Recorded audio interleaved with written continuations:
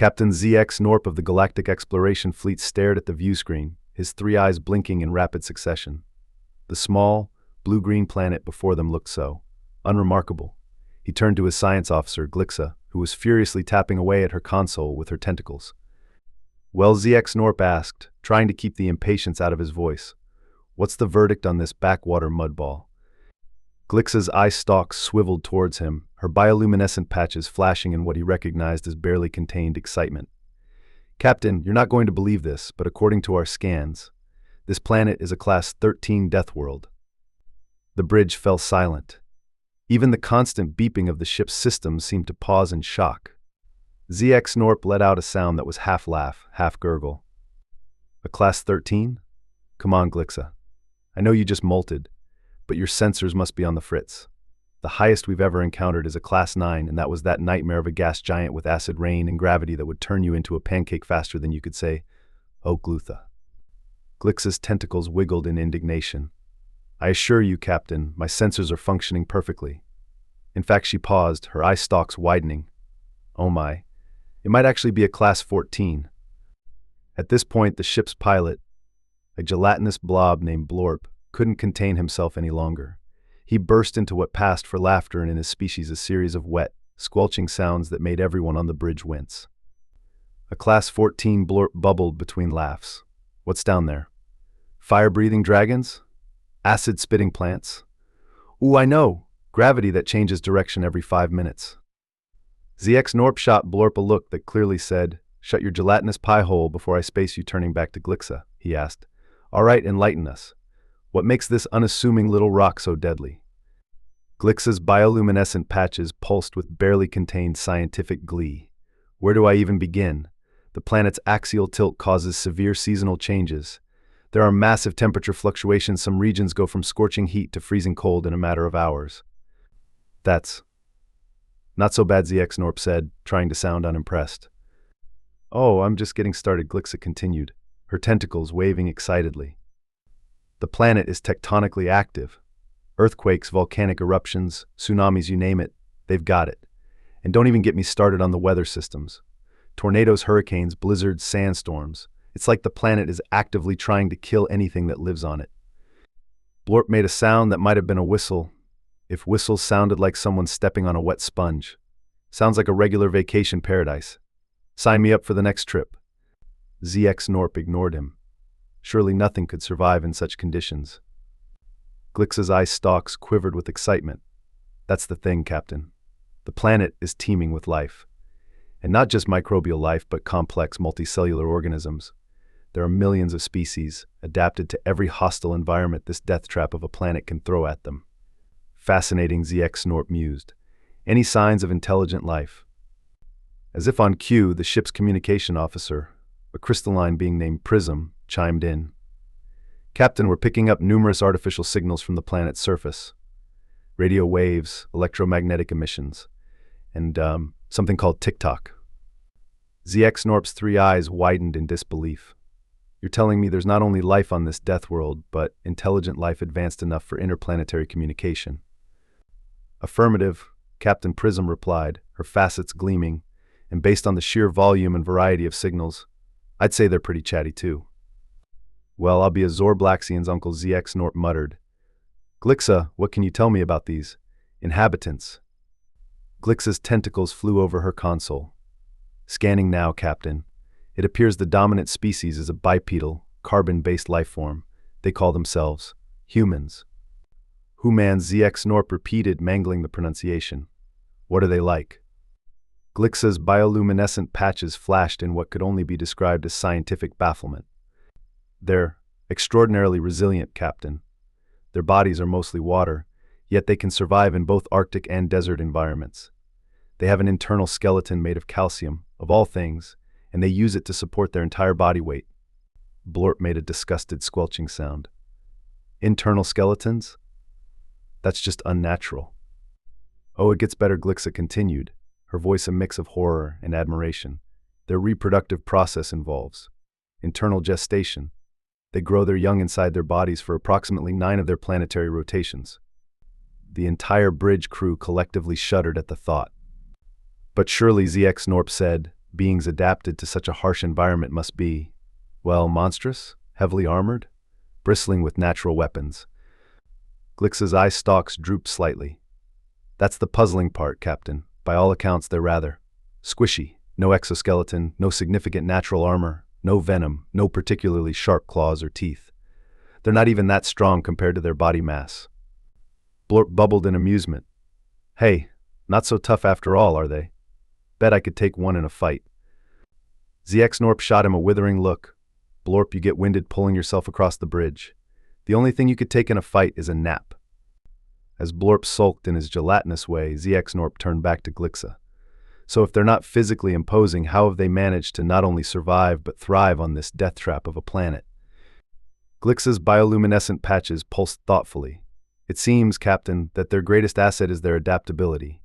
They've developed technology to overcome their physical limitations and environmental challenges, and their cognitive abilities are impressive, to say the least.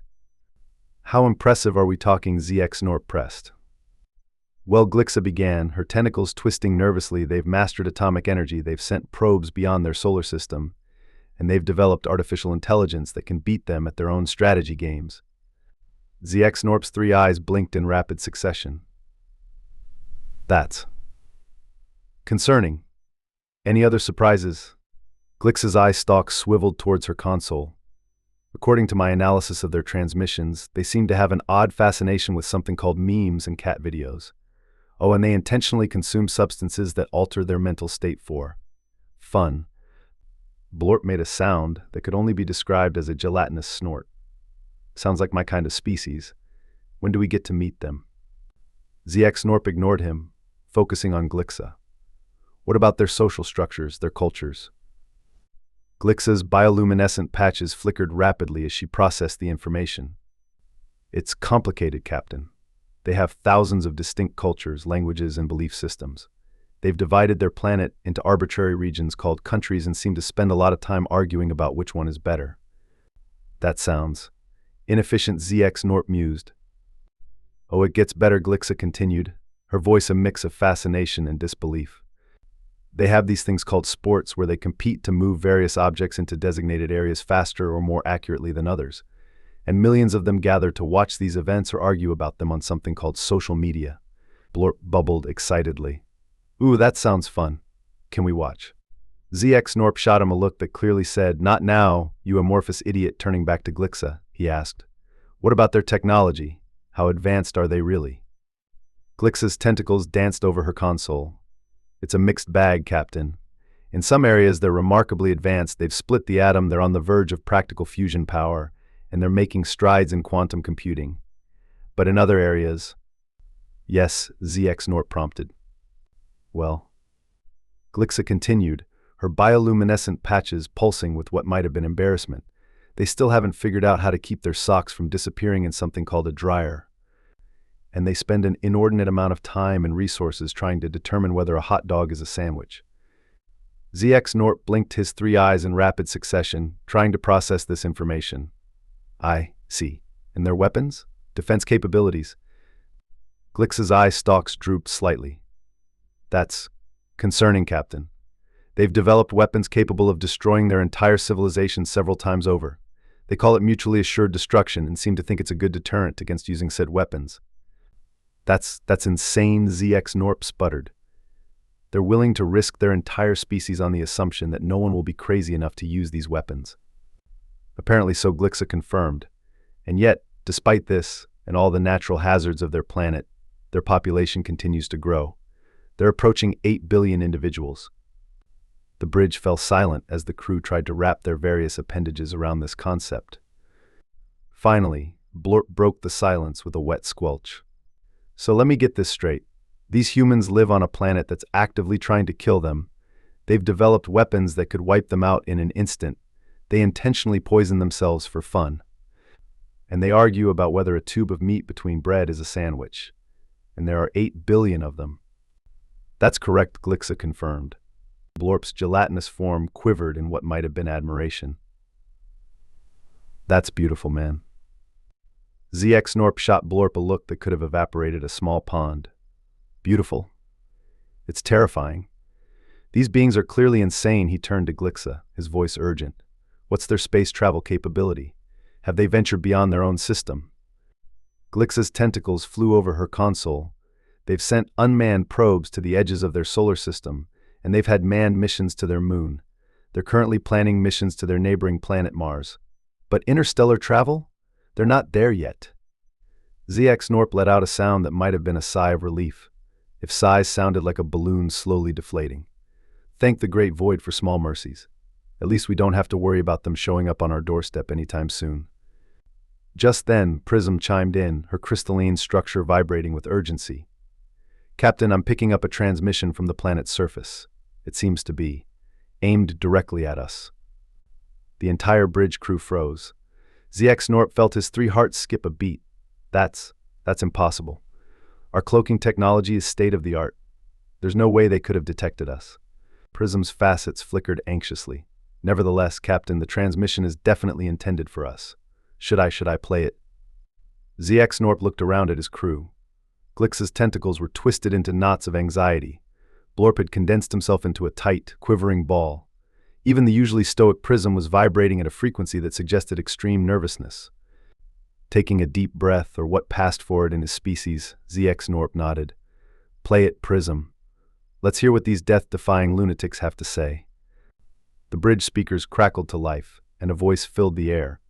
It was unlike anything they had ever heard before, a mix of tones and inflections that their universal translators struggled to process. But the message came through loud and clear.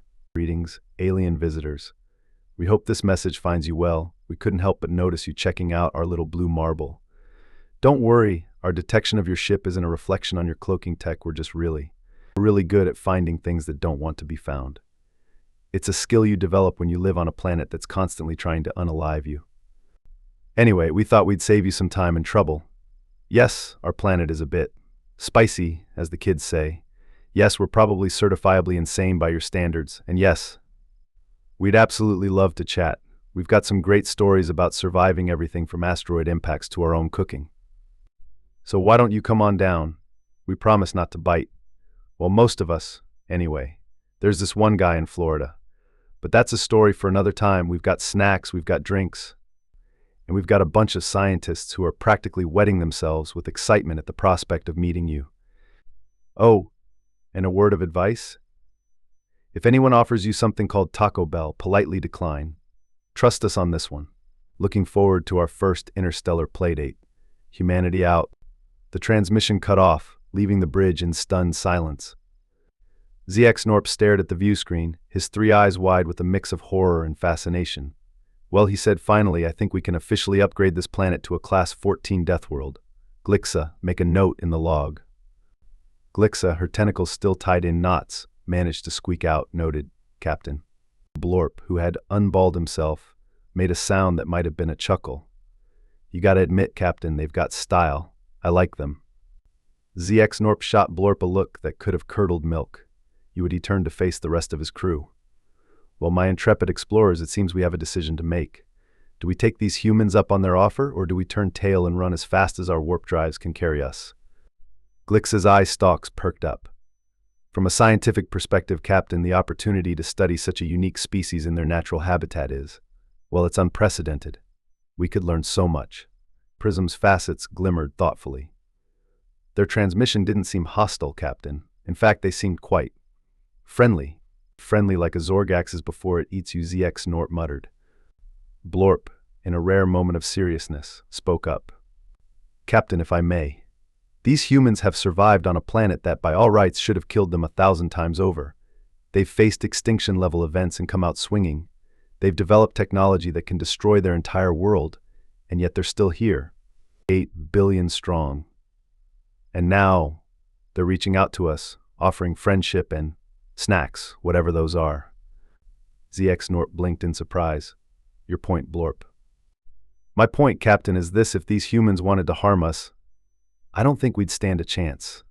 The fact that they're inviting us down for a chat instead of, I don't know, trying to blow us out of the sky, says a lot. I think we'd be fools to pass up this opportunity. The bridge fell silent as everyone considered Blorp's words. Zx'norp found himself nodding slowly. I never thought I'd say this, but Blorp, you may be. Right, he turned to face the view screen, the blue-green planet looming large. Prism, send a reply. Tell them we accept their invitation. As Prism's crystalline structure vibrated with excitement as she composed the reply, Zx'norp turned to his crew. All right, everyone, listen up. We're about to make first contact with a species that, by all rights, shouldn't exist. They've survived everything their Deathworld has thrown at them, and then some. We need to be prepared for anything. Glixa, I want full environmental suits for everyone. Blorp, try not to. Well, just try not to be yourself for a few hours. Can you manage that? Blorp made a sound that might have been a snort. If snort sounded like someone stepping on a wet sponge. I'll do my best, Captain. No promises about not sampling their atmosphere, though. I'm curious what a Class 14 Deathworld tastes like. Zx'norp sighed, a sound reminiscent of a deflating balloon. Just, don't get yourself killed. The paperwork would be a nightmare. He turned to Prism. Any response from the humans? Prism's facets glimmered with amusement. Yes, Captain. They say, and I quote, awesome sauce. We'll roll out the red carpet. Just a heads up, if you see a bunch of humans pointing rectangular objects at you, don't panic. They're probably just phones for taking selfies. Unless you land in Russia. Then it might be dash cams. Zx'norp blinked his three eyes in rapid succession. I understood about half of those words, and I'm not sure I want to know about the rest. All right, crew, let's do this. Set a course for their main population center. As the ship began its descent through Earth's atmosphere, Glixa's console started beeping frantically.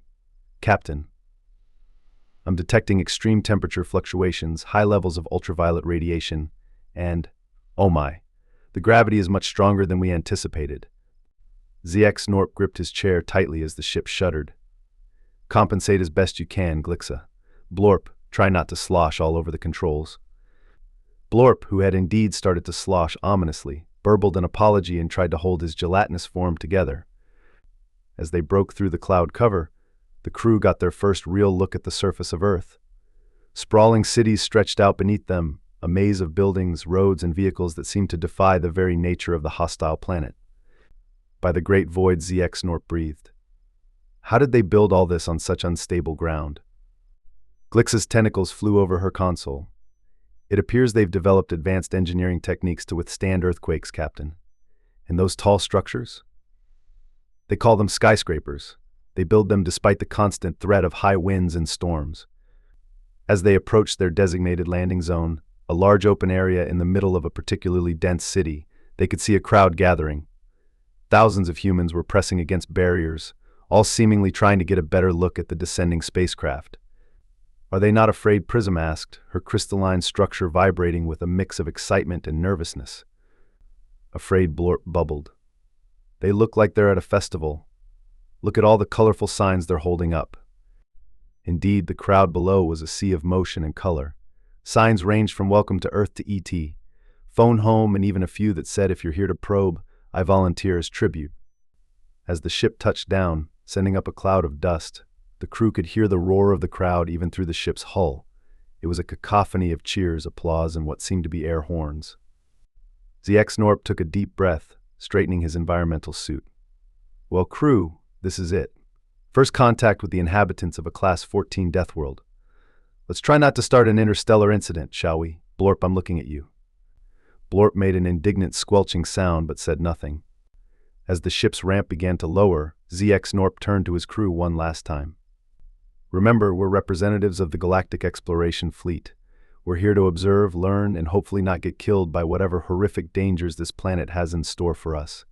Stay alert, stay together, and for the love of all that's holy, don't eat or drink anything without analyzing it first. The ramp touched the ground with a soft thud, and the roar of the crowd intensified. Zx'norp squared his shoulders, or what passed for shoulders in his species, and took the first step onto the surface of Earth. The gravity hit him like a sledgehammer. Even with the suit's compensators, he felt as if he weighed twice as much as normal. The air, despite being filtered through his suit, felt thick and heavy in his respiratory systems. As his eyes adjusted to the bright sunlight, was their star always this intense? He saw a small group of humans approaching. They were dressed in what he assumed were formal attire, though the variety of colors and styles was dizzying. One human, a tall being with dark skin and a dazzling white smile, stepped forward. Welcome to Earth, the human said, voice booming through some sort of amplification device. I'm President Kamala Harris. On behalf of the people of Earth, we're thrilled to make your acquaintance.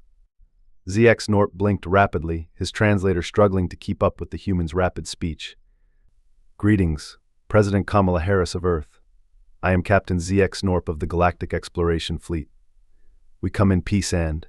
Wait, did you say people of Earth? As in, you have a unified planetary government? President Harris's smile faltered slightly. Well, not exactly. I represent the United States of America, one of Earth's many nations.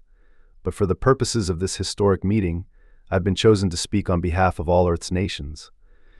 Zx'norp felt a headache coming on. You mean to tell me that despite living on a planet that's actively trying to kill you at every turn, despite facing existential threats on a regular basis, you haven't unified as a species? A murmur went through the crowd of officials behind President Harris. One of them, a stern-looking man with a thick accent, spoke up. Is not so simple, spaceman, we have. How you say? Creative differences. President Harris shot the man a look that could have frozen lava. What my Russian colleague means to say is that Earth's diversity is one of our greatest strengths. Our many cultures, languages, and perspectives give us a unique ability to adapt and overcome challenges. Zx'norp's three eyes darted between the human officials, noting the tension. He was starting to understand why this planet was classified as a death world. It wasn't just the environmental hazards, the humans themselves seemed to be their own worst enemies. Deciding to change the subject, Zx'norp gestured to his crew. Allow me to introduce my team. This is Glixa, our science officer. Prism handles our communications in this. Well, this is Blorp. Blorp, who had been uncharacteristically quiet, suddenly surged forward. Before anyone could stop him, he extended a pseudopod and engulfed President Harris's hand in what he probably thought was a handshake. Howdy, Earth folks, Blorp burbled enthusiastically. Gotta say, your atmosphere is delicious. Bit spicy, though. Is that the pollution I've heard so much about? President Harris, to her credit, managed to maintain her composure despite having her hand enveloped in a gelatinous alien substance. That's quite a grip you have there, Blorp. And yes, I'm afraid some of our cities do struggle with air quality. We're working on it. As Blorp reluctantly released the president's hand, leaving it slightly damp but otherwise unharmed, Zx'norp felt a mixture of embarrassment and grudging admiration. Maybe Blorp's unique brand of diplomacy was exactly what they needed for this unpredictable planet. So Zx'norp said, trying to regain control of the situation, I understand you have some interesting customs here on Earth. Something about selfies and dash cams. President Harris laughed, a sound that seemed to ease some of the tension in the air. Oh, you'll get used to those in no time. But first, we've prepared a little welcome ceremony for you. Nothing too fancy, just a few speeches, a parade, a concert by Beyoncé, and a state dinner with representatives from all 195 countries. Zx'norp blinked rapidly. I'm sorry, did you say 195 countries? And who or what is a Beyoncé? Before President Harris could respond, a commotion broke out in the crowd. A group of humans had broken through the barriers and were rushing towards the alien delegation, waving signs and shouting. It's the Flat Earthers, someone in the official delegation yelled. Security, stop them. Zx'norp watched in bewilderment as a group of humans, wearing t-shirts with a flat disc printed on them, were tackled to the ground by other humans in dark suits and sunglasses. I don't understand, Glixa said, her tentacles twisting in confusion. Why are those humans claiming the planet is flat? Surely they can see the curvature from their tall structures. President Harris sighed, pinching the bridge of her nose. It's a long story. Let's just say that some of our citizens have alternative views on science. Zx'norp felt that headache intensifying. Let me get this straight. You live on a planet with earthquakes, volcanoes, hurricanes, and something called Florida Man. You've split the atom, you're on the verge of becoming a spacefaring species. And some of you think the planet is flat. Blorp, who had been unusually quiet, suddenly spoke up. You know, Captain, I'm starting to think we might have underestimated this planet. Maybe it's not a Class 14 death world after all. Zx'norp turned to his gelatinous crew member, hope rising in his chest. You think we've overestimated the danger? Blorp's entire form rippled in what might have been a shrug. Nah, I'm thinking it might be a Class 15. I mean, forget the volcanoes and hurricanes. These humans are their own worst enemy, and yet they're still here, 8 billion strong and reaching for the stars. That's scarier than any natural disaster. As if to punctuate Blorp's point, a loud explosion rocked the area. Zx'norp instinctively ducked, expecting some sort of attack. Instead, he looked up to see the sky filled with bursts of color. "Don't worry," President Harris said quickly, noting the aliens' distress. "It's just fireworks. It's how we celebrate." Zx'norp stared at the colorful explosions in the sky, then at the cheering crowd, then at the flat earthers still being detained by security. He turned to his crew, who looked as bewildered as he felt. "You know," he said slowly, "I think Blorp might be right. Glixa, make a note in the ship's log. Earth is hereby classified as a Class 15 Deathworld. Reason humans." As the fireworks continued to explode overhead and the crowd cheered, Zx'norp couldn't help but feel a mixture of terror and admiration. These humans were crazy, no doubt about it, but they were also resilient, adaptable, and endlessly surprising. He had a feeling this was going to be the most interesting and possibly dangerous mission of his career, and despite his better judgment, he was looking forward to every insane minute of it. After all, how often did you get to visit a Class 15 Deathworld and live to tell the tale? As President Harris began to lead them towards a large, imposing building she called the White House, Zx'norp turned to his crew with a grin that showed all 3 rows of his teeth. "Well, team," he said, "welcome to Earth. Try not to die." And with that, the galactic exploration fleet took their first steps into the wild, wonderful, and utterly terrifying world of humanity. Little did they know this was just the beginning of their adventure on the craziest planet in the galaxy. The end? Or is it just the beginning?